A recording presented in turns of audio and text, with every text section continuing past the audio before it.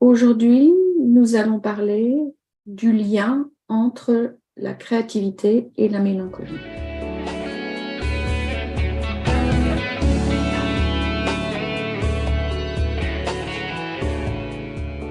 Voilà, bienvenue à vous tous à cette conférence sur la créativité et la mélancolie, puisque dans le design humain, on parle de la mélancolie et de la créativité comme un binaire, c'est-à-dire une dualité, la créativité et le côté face ou pile de la mélancolie. Et on va expliquer comment ça fonctionne, cette énergétique, cette énergie qui en source cette énergie de mélancolie qui est porteuse de créativité. Dans le centre de la racine, on verra, bien sûr, on va expliquer tout ça. Et puis aussi, il y a la pression qui peut venir aussi de la tête, du centre de la tête, et qui est porteuse de cette énergétique, cette pulsion ou cette pression sont toutes les deux porteuses de mélancolie et de créativité. J'ai mis en rouge dans le schéma corporel les canaux qui sont porteurs de mélancolie. Donc on voit bien que ça commence, comme je disais tout à l'heure, à la racine, cette pression qui on va dire, celui qui est le plus porteur de mélancolie, encore qu'on va pas essayer de comparer, mais c'est quand même une énergie de format pour ceux qui comprennent le langage du design, eh bien, c'est le canal 360, celui qui se trouve entre le centre de la racine et le centre du sacral. Mais c'est pas le seul. Bien sûr que c'est lui qui est le plus porteur, qui va ressentir les gens qui ont cette définition dans leur schéma corporel, le sentent. Et puis, il y a d'autres canaux qui sont porteurs de mélancolie. C'est le canal 39-55, le canal de l'humeur changeante. Donc, on parlait bien tout à l'heure, parce que j'ai l'habitude de dire 360, mais c'est le canal de la mutation. Et de l'autre côté, de l'obstination, le canal 28-38, qui est lui aussi porteur de mélancolie. On a tendance à oublier un petit peu ces deux canaux quand on parle de mélancolie. Donc, ils sont tous les trois porteurs d'innovation, de créativité et de mélancolie. Alors, comment ça se passe au niveau de la racine, du centre de la racine? Et après, j'irai parler, bien sûr, des deux autres canaux qui sont plus près de la tête et de l'ajna. De toute façon, ce qu'on remarque, c'est que c'est l'individualité qui est porteuse de mutation, de créativité, de mélancolie. Ces canaux individuels qui se trouvent dans le circuit individuel, eh bien, on dit toujours, l'individualité est porteuse de mutation, d'innovation, d'autonomisation, mais elle a aussi de l'autre, bien sûr, tout ce potentiel qui arrive comme une pulsion de la racine, qui n'est pas contrôlable, c'est pas quelque chose qu'on peut décider mentalement, qu'on peut dire, ah tiens, maintenant je vais innover, tiens, maintenant je vais arriver à manifester ma créativité. Non, c'est pas du tout comme ça que ça se passe, c'est organique et c'est incontrôlable, ça arrive quand ça arrive. Cette pulsion de mutation, cette pulsion de créativité qui peut aussi être sentie tout d'abord comme une pulsion de mélancolie. Donc, quand on ressent de la mélancolie, c'est pas dans le monde du design humain, ce n'est pas vu comme quelque chose de négatif. C'est vrai que dans la société en général, le mot mélancolique, bon, on dit ah, je suis mélancolique, tu es mélancolique. Bon, la mélancolie, ça va vite aller vers un jugement. On va dire oui, mais c'est pas bien, quoi. Alors que pour nous, dans le design humain, la mélancolie, c'est plutôt une bonne nouvelle. Tiens, je ressens de la mélancolie, ça veut dire que bientôt, je vais pondre un truc nouveau. C'est-à-dire, il y a quelque chose de créatif qui est en train d'arriver. Il y a de la créativité dans l'air. Ce n'est pas tout à fait là, c'est en train de naître et en fait, on ne peut pas, on peut simplement en être témoin. Le conseil qu'on donne, c'est de continuer vos activités, de vous occuper, à faire la cuisine, le jardin, le ménage, ce que vous voulez, votre travail, lire un bouquin, aller faire une promenade, et vous pouvez d'un seul coup avoir une pulsion de créativité en disant tiens ça, et puis vous vous retrouvez plus tard en train de créer quelque chose, que ce soit dans votre cuisine en train de faire inventer une recette, ou alors en train d'écrire un poème, ou en train d'écrire une chanson, ou en train de danser une nouvelle danse. Enfin, la créativité, elle peut être dans tous les domaines possibles et imaginables.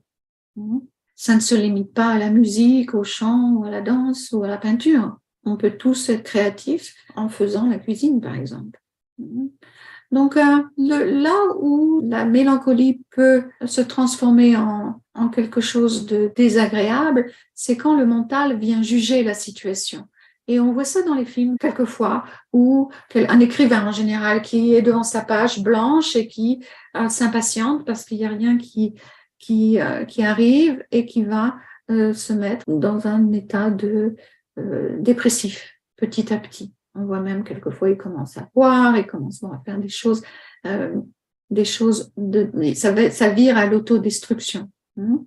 Donc, c'est le mental qui met les bâtons dans les roues en jugeant cette mélancolie de façon négative, et qui va donc amener la dépression. Et donc, du coup, s'auto-détruire. Détruire cette potentiel de créativité. En tout cas, certainement le ralentir encore plus, plutôt que de rester mélancolique et serein. Certes mélancolique, mais serein. Est-ce que c'est facile? Je ne dis pas que c'est facile, mais c'est possible. Donc, quelque part, d'être ouvert à cette créativité, d'être prêt, mais sans avoir d'agenda. Donc, on dit que cette énergétique de mutation, de créativité, sont les agents de l'évolution. Eux qui peuvent, les gens qui sont porteurs de ces dons, de ces canaux, ils peuvent aider les autres en étant des exemples de gens qui vivent leur caractère unique. Donc, c'est le canal 360, ce canal de la mutation, qui est un des formats d'énergie. Et puis, bien sûr, après, la créativité, elle a besoin d'être reconnue par les autres. On peut être créatif tout seul, mais l'individu, on ne peut pas l'imposer aux autres, mais l'individualité, elle existe pour être reconnue et faire bouger les choses. Donc, avoir de l'influence sur les autres. Mais ce n'est pas quelque chose qu'on peut exiger, ou qu'elle peut exiger, cet individu, cette énergie.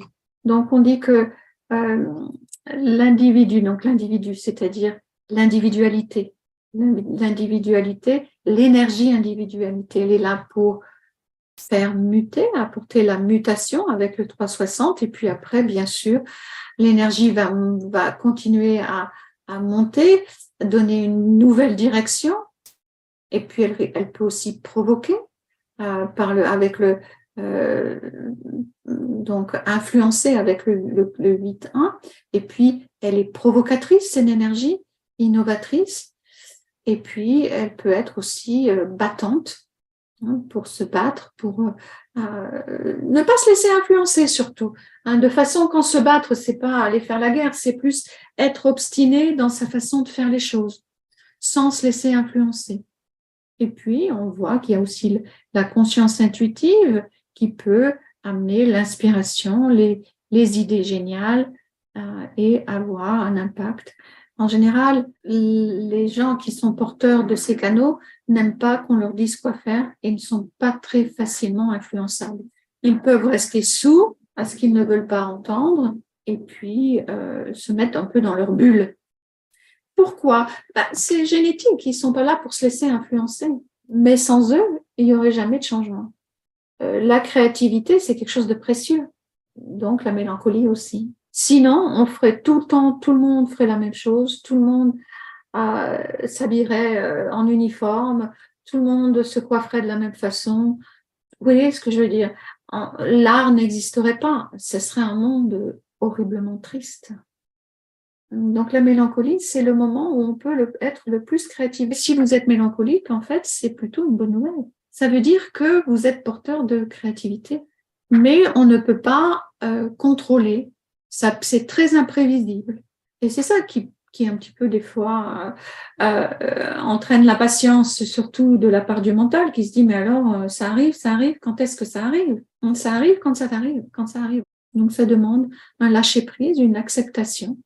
Donc cette énergie, elle est pressurisée, on ressent de la pression, et on dit que c'est l'énergie fluctuante et initiatrice dans le Reviting, c'est comme ça qu'elle s'appelle. Cette porte 3, elle est dans le sacral. La ligne 6, ici, puisque ça montre bien que on nous dit maintenant c'est le Reviting, c'est-à-dire on a besoin de traduire un petit peu pour expliquer, mais quand l'obscurité domine la vie peut paraître sans intérêt, conduisant à la dépression et au désespoir. Alors, cette dépression et ce désespoir, c'est vraiment lorsqu'on ne comprend pas ce qui se passe. D'où l'importance d'expliquer comment et pourquoi ça se passe. Comment ça se passe, ces choses-là. C'est la mélancolie qui est là, et puis c'est le mental qui interprète ça comme quelque chose de négatif. Donc, on a besoin ici d'être le témoin observateur de ce qui se passe sans succomber à la dépression et au désespoir. La porte 60, elle est aussi, donc vous voyez, tout le canal est porteur, on nous dit, de cette énergétique, la dépression. Donc, je dirais surtout la mélancolie qui peut aller vers la dépression si elle n'est pas bien comprise, parce que la porte 60, elle rencontre toujours de la limitation. Et la clé, c'est d'arriver à transcender cette limitation pour aller vers l'acceptation. Donc, le mot dépression ici, c'est un mot qui est, je dirais, négatif, et de le remplacer par le mot mélancolie, ce serait sans doute une très bonne chose. Parce que l'acceptation de cette mélancolie et de la limitation, eh bien, c'est ce qui est inhérent à la mutation. Si on n'accepte pas, eh bien, ça peut entraîner la dépression nerveuse, des comportements anxiogènes. Ce qui peut entraîner l'anxiété et la tension nerveuse, c'est le fait, c'est l'impatience ici. Le fait d'être catégorique, c'est le mental qui dit « Allez, j'en ai marre d'attendre, je refuse d'attendre ». Sauf que c'est tellement fort comme énergétique, on ne peut pas en faire abstraction. C'est comme si on décidait de se couper une jambe ou un bras, c'est pas possible. Donc là, l'acceptation est nécessaire. Et en nous, on le dit souvent dans le design, quand vous étudiez le design humain, on parle beaucoup du fait que le mental, c'est un outil extraordinaire pour analyser, mémoriser, trouver l'inspiration, faire des listes, la liste pour, la liste contre, mais ce n'est jamais, jamais, jamais un outil de prise de décision.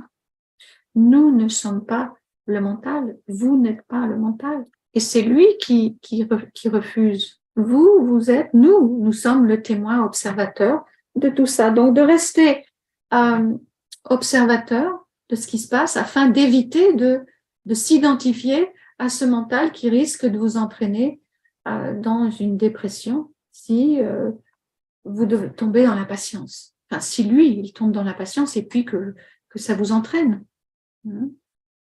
Donc, attendre, se retirer, attendre. Et puis attendre patiemment que la muse arrive. C'est la muse, finalement, cette mélancolie.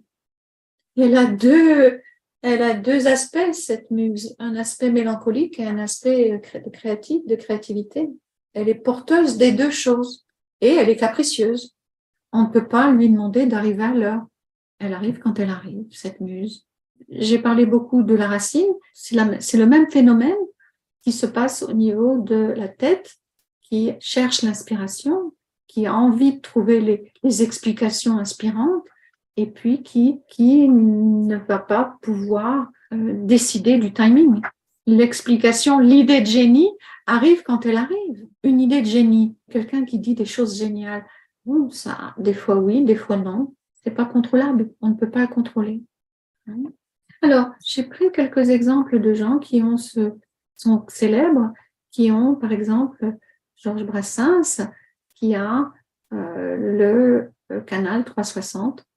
Donc, si je parlais à Georges Brassens, je lui dirais, vous êtes porteur, vous êtes un agent d'innovation, vous êtes porteur de mutation, donc forcément de mélancolie. Est-ce que vous ressentez la mélancolie? Mais que pour vous, c'est un signe que la créativité, la muse est là. La muse, elle est là, mais vous avez besoin d'accepter que c'est elle qui contrôle le timing de cette créativité, par exemple, d'un nouveau texte que vous écrivez, d'une nouvelle chanson avec des rimes et ça prend du temps et ça demande de la patience et ça arrive quand ça arrive. Et surtout, quelquefois, quand on ne s'y attend pas. Donc, je trouve que Georges Brassens, c'est un bel exemple d'agent de mutation, puisqu'il a bien vulgarisé la poésie et fait quelque chose que personne n'a fait avant, dans sa façon d'écrire des textes, avec beaucoup d'humour, d'ironie et de provocation aussi. Quelqu'un d'autre qui est célèbre et qui a beaucoup d'individualité en lui, en fait, il porte seulement de l'individualité, c'est Jacques Brel. Alors, c'est surtout, je dirais, le canal 39-55 des humeurs changeantes qui est porteur de mélancolie chez vous, mais aussi de grand potentiel de créativité, avec beaucoup de passion, d'énergie, de donner une nouvelle direction et puis d'être un génie, avec une façon d'exprimer les choses qui étaient provocatrices aussi. Donc, sans doute aussi de la mélancolie. On ne peut pas avoir l'un sans l'autre. Donc, un innovateur. Il n'y a pas deux personnes il n'y a qu'un Jacques Brel. Bon, il y a beaucoup de gens qui essayent de faire comme lui, mais c'est quand même lui qui a été l'innovateur ici. Donc, les artistes sont souvent porteurs de créativité, de mélancolie et bien sûr porteurs d'individualité.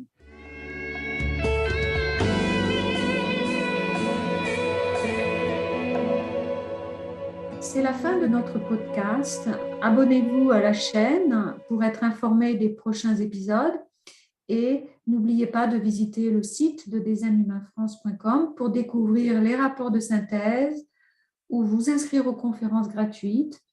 Vous pouvez y trouver aussi des informations sur les formations de l'école et vous pouvez prendre rendez-vous pour une analyse ou pour vous inscrire au cours Vivre son design.